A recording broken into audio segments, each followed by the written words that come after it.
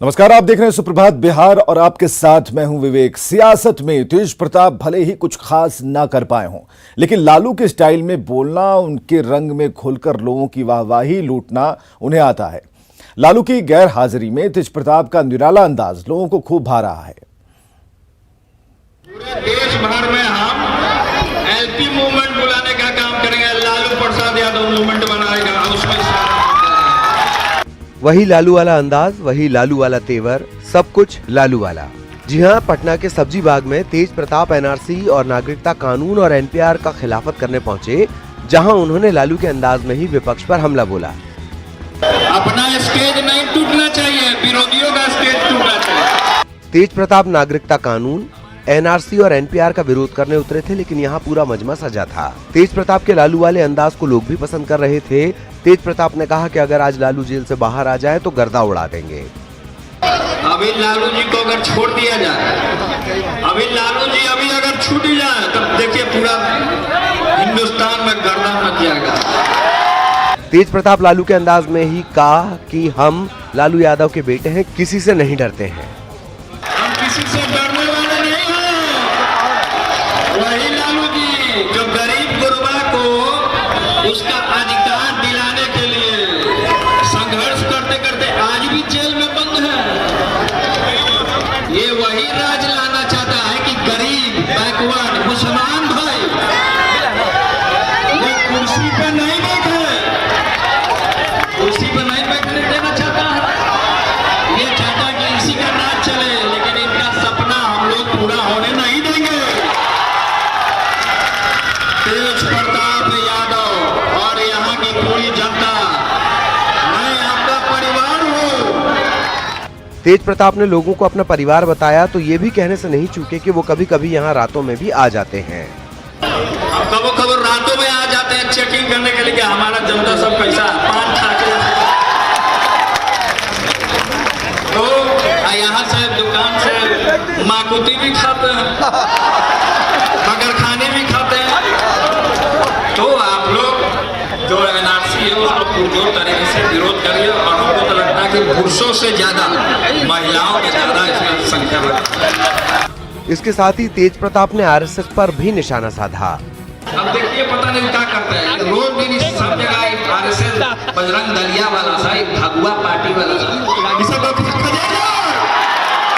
अब भाषण खत्म हो रहा था, लिहाजा उन्होंने चलते चलते ये भी बता दिया कि वो अपने पिता की ही तरह हैं। हमारा इसी तरीके से यही आदत रहता है, ऐसा ही हम बोलते हैं, इसलिए हम अपने पिता की तरह हैं, समझे। सादा जीवन, उच्च विचार। तेज प्रताप का सब्जी बाग में जब मजमा खत्म हुआ तो कड़ाके की ठंड में तेज प्रताप यादव लालू प्रसाद के अंदाज में चाय की चुस्की लेते भी नजर आए, वो भी सड़क किनारे कुल्हड़ में। तेज प्रताप के साथ सेल्फी लेने वालों की लंबी लाइन लग गई। कुछ इसी अंदाज में लालू भी अपने दल बल के साथ सड़क पर चाय पीते और लोगों से मिलते जुलते थे। तेज प्रताप ने कुल्हड़ की चाय पीने के बाद खादी मॉल में खरीदारी भी की। तेज प्रताप सुर्खियां बटोरने में कभी पीछे नहीं रहते हैं। अपने पिता लालू के अंदाज में वो हमेशा लोगों के बीच पहुंचकर उनकी ताली बटोर लेते हैं। अमित कुमार सिंह, न्यूज़ 18, पटना। और मिशन 2020 के लिए एनडीए ने चेहरा तय कर लिया है। बीजेपी अध्यक्ष अमित शाह ने दूसरी बार कहा कि बिहार में नीतीश के नेतृत्व में चुनाव लड़ा जाएगा और लोगों को अपना भ्रम दूर कर लेना चाहिए। अमित शाह के ऐलान को जेडीयू शुभ संकेत बता रहा है तो विपक्ष महागठबंधन के लिए फायदेमंद। मैं बिहार की जनता के सामने मोदी जी की ओर से समर्थन मांगने आया हूं। चुनावी साल में चेहरे पर चर्चा के बीच अमित शाह ने बड़ा ऐलान किया है। बीजेपी अध्यक्ष ने फिर साफ किया है कि बिहार में एनडीए नीतीश के नेतृत्व में विधानसभा चुनाव लड़ेगा। विपक्ष पर तंज कसते हुए उन्होंने कहा कि जो लोग एनडीए में टूट की अफवाह फैला रहे हैं, उन्हें अपना भ्रम दूर कर लेना चाहिए। कुछ लोग अफवाह फैलाना चाहते हैं कि बिहार के अंदर अगला चुनाव कैसे होगा। मैं आज सारी अफवाहों का निरसन करने आया हूं। बिहार के अंदर अगला चुनाव नीतीश जी के नेतृत्व में एनडीए लड़ेगा। भाजपा और जदयू दोनों एक साथ लड़ने वाले। बयान आया तो सियासत भी तेज हुई। जेडीयू ने कहा कि संक्रांति के बाद शुभ संदेश मिला है। और सिगुफा छोड़ने वालों को जवाब भी मिल गया। तो आरजेडी ने कहा बीजेपी के पास नीतीश को नेता मानने के अलावा और कोई चारा नहीं है। वहीं आरएलएसपी नेता इसे महागठबंधन के लिए फायदेमंद बता रहे हैं। नई उमंग आएगी, जहाँ थोड़ी सी अभी जो बाकी था कुछ कभी कभी जो शगुफा उड़ा दी जाती थी, तो अब मैं कल ही बोला था कि संक्रांति के बाद एक शुभ दिन आने वाला है, तो अमित शाह जी एक शुभ दिन लेके आदरणीय अमित जी ने लेकर आए हैं और एक जो संदेश दिए, अब पूरी एनडीए की जो कार्यकर्ता है गुलबंद होकर चुनावी मोड में चले जाएंगे। राज्यों में उसकी स्थिति अच्छी नहीं है तो नीतीश कुमार के अगुवाई में ही करेगी। और हमको लगता है कि अगर जरूरत होगा तो प्रशांत किशोर का जो फॉर्मूला है 1.3, 1.4 का, वो भी मान लेगी बीजेपी। बिहार की जनता तो मन बना ही चुकी है। अभी अमित शाह जी ने अनाउंस कर दिया, अब समझ लीजिए कि महागठबंधन के लोगों को, महागठबंधन परिवार को जनता का आशीर्वाद मिलेगा, नई सरकार बनेगी और निश्चित रूप से नीतीश जी को कुर्सी खाली करनी पड़ेगी। चुनाव में ज्यादा वक्त नहीं है, एनडीए ने नेता तय कर लिया है, वहीं महागठबंधन में अभी खींचतान ही चल रही है। देखना होगा कि नीतीश के मुकाबले के लिए किसका चेहरा आगे किया जाता है। Bureau report, news 18 network. चलिए, इधर तेजस्वी यादव की प्रतिरोध यात्रा आज अररिया में है। तेजस्वी अररिया कॉलेज स्टेडियम में प्रतिरोध सभा भी करेंगे, लेकिन गुरुवार को तेजस्वी अररिया पहुंचे और उस धरना स्थल पर गए जहां लोग एनआरसी, नागरिकता कानून और एनपीआर के विरोध में धरना पर बैठे हुए थे। तेजस्वी यादव ने धरने पर मौजूद लोगों से एकजुट होकर एनआरसी, नागरिकता कानून और एनपीआर के विरोध में अपनी आवाज बुलंद करने की अपील की।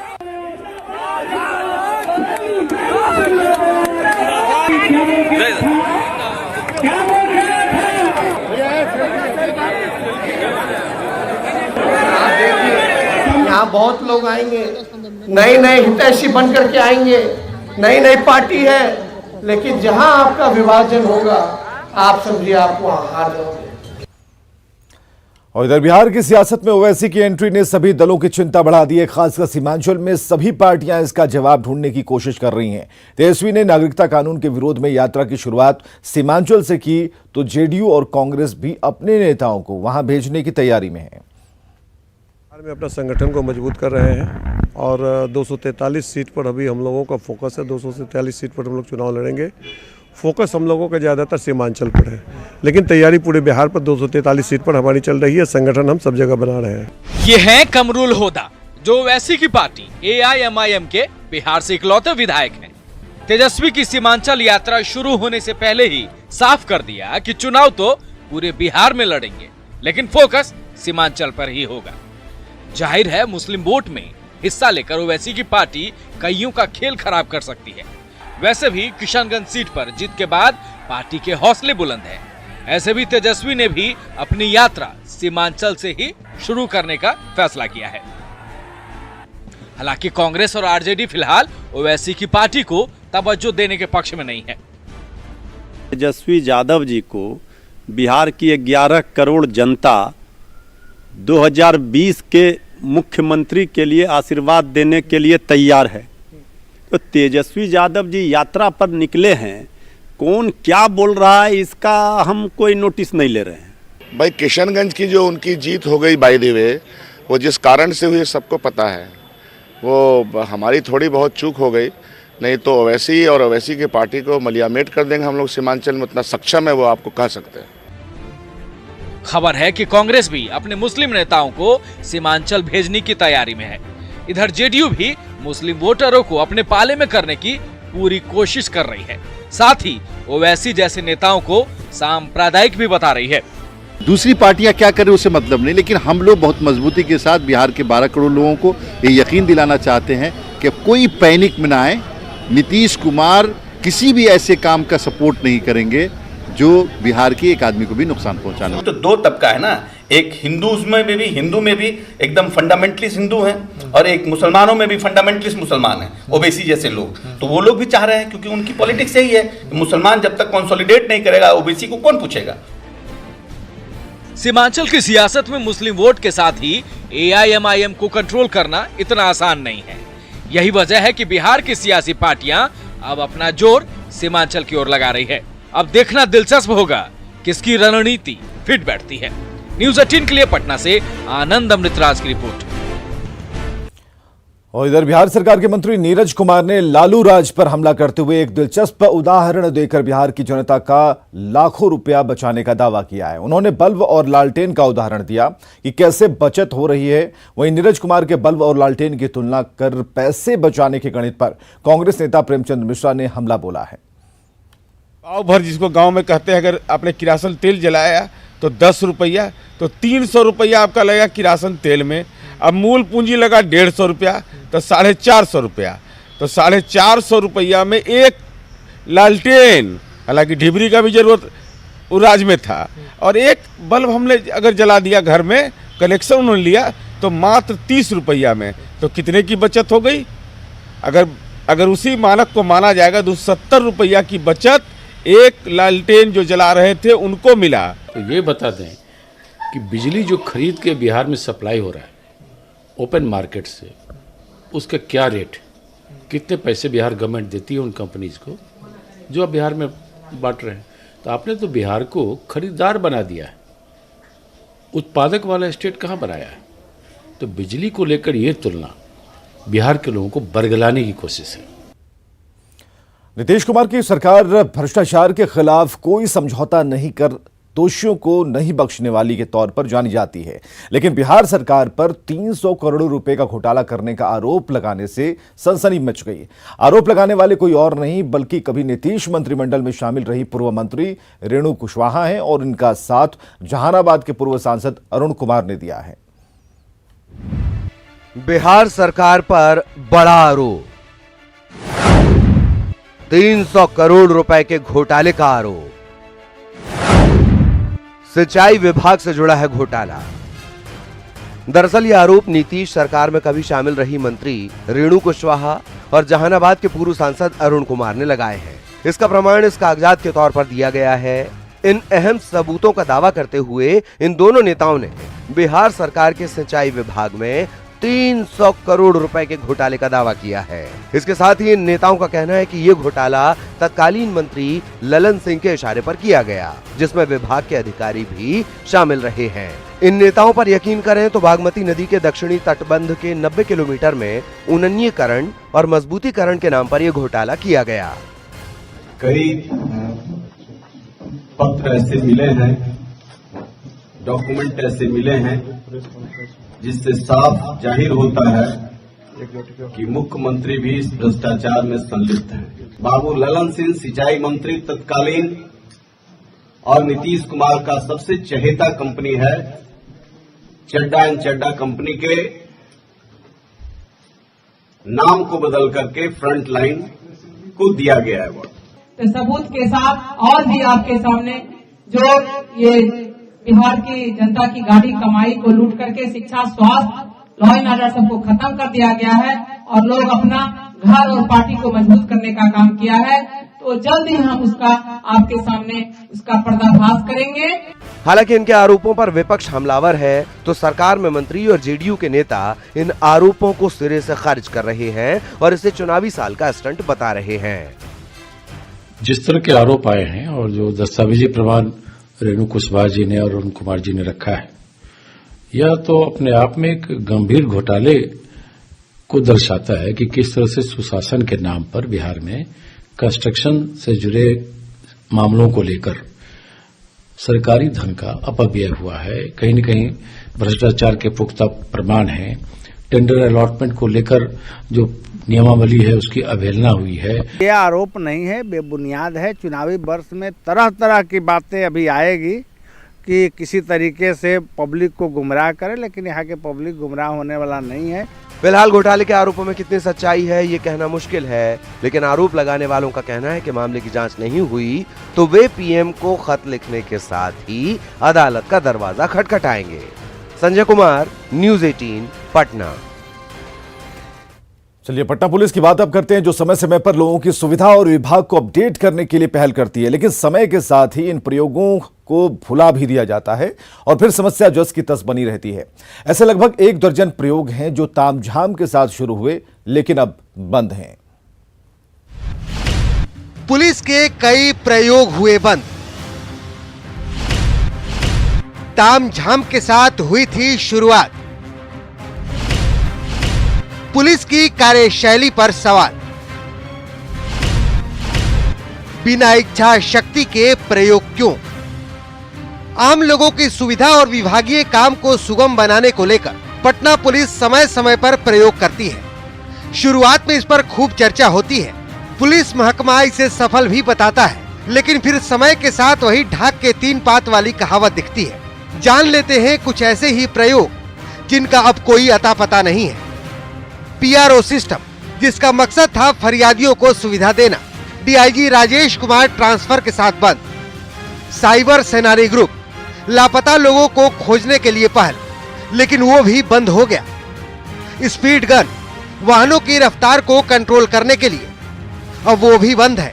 लीव ऐप, पुलिस कर्मियों की छुट्टी के लिए ऐप, लेकिन अब वो भी बंद है। ट्रैफिक जांच अभियान, ट्रैफिक नियमों को लेकर जुर्माने का प्रावधान, अभियान शिथिल। सवाल है कि अभियान शुरू करने के बाद पुलिस लापरवाह क्यों हो जाती है? इससे आम लोग ही नहीं, पुलिसकर्मी भी परेशान होते हैं। इस बात को लेकर पुलिस एसोसिएशन भी नाराज है। वैसे पटना के एसएसपी बताते हैं कि इन प्रयोगों की समीक्षा की जरूरत है। अगर किसी पुलिस अधिकारी को अगर जिले में बेहतर कानून के राज्य के लिए और जनता की सुविधा के लिए, अपने कनीय पुलिसकर्मी की सुविधा के लिए कुछ प्रयोग किया जाता है, और प्रयोग अगर सफल होता है, सफलतापूर्वक चलता है, तो निश्चित तौर पर आने वाले कोई भी पुलिस अधीक्षक हो, उसको लागू रखना चाहिए। ये सारी चीजें हैं जो कि मतलब कि अनकन्वेंशनल थी और किसी के द्वारा शुरू की गई थी और सिस्टम में पार्ट नहीं बन पाई है, उसको रिव्यू करना पड़ेगा। किस परिस्थिति में वो रुक गई है या किस परिस्थिति में नहीं चल रही है, उसको मैं कर लेता हूँ। वैसे पुलिस मानती है कि कई प्रयोग और अभियान की महत्ता समय के साथ कम हो जाती है। हालांकि ज्यादातर अभियान दृढ़ इच्छा शक्ति नहीं होने की वजह से बंद हो गए। अब देखना होगा कि जन उपयोगी प्रयोग शुरू हो पाते हैं या नहीं। न्यूज 18 के लिए पटना से संजय कुमार की रिपोर्ट। और इस बीच एक बड़ी खबर आ रही है मुंगेर से, जहां सनकी युवक ने हत्या कर दी है अपनी मां, पत्नी और 3 बेटियों की। 4 मंजिला मकान से कूदकर जान देने की उसने कोशिश की है। तो मुंगेर से बड़ी खबर, जहां सनकी युवक ने मां, पत्नी और 3 बेटियों की हत्या कर दी है और खुद भी 4 मंजिला मकान से कूदकर जान देने की कोशिश की। जख्मी हालत में उसे पुलिस ने गिरफ्तार किया है और मामले की छानबीन में फिलहाल पुलिस जुट गई है। हवेली खड़गपुर थाना इलाके की यह घटना है, तो पुलिस इस पूरे मामले की छानबीन में जुटी है। हवेली खड़गपुर थाना इलाके की यह घटना, जहां एक सनकी ने अपने परिवार को खत्म करने की पूरी कोशिश की और उसने मां, पत्नी और 3 बेटियों की हत्या कर दी। खुद भी 4 मंजिला मकान से कूदकर जान देने की कोशिश की है, जिसे जख्मी हालत में पुलिस ने गिरफ्तार किया और अस्पताल पहुंचाया गया है और इस पूरे मामले की जांच पुलिस कर रही है।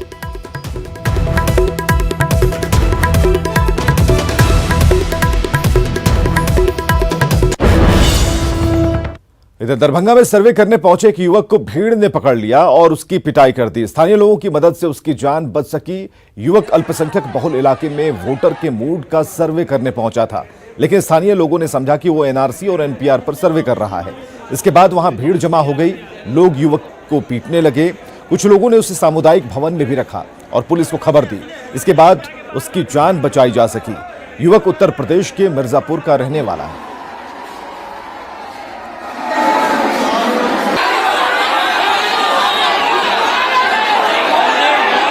से ये तस्वीरें आप देख पा रहे हैं, जहां अफवाह में युवक की पिटाई की गई है। मुश्किल से इसकी जान बचाई जा सकी। लोगों ने कुछ और समझा।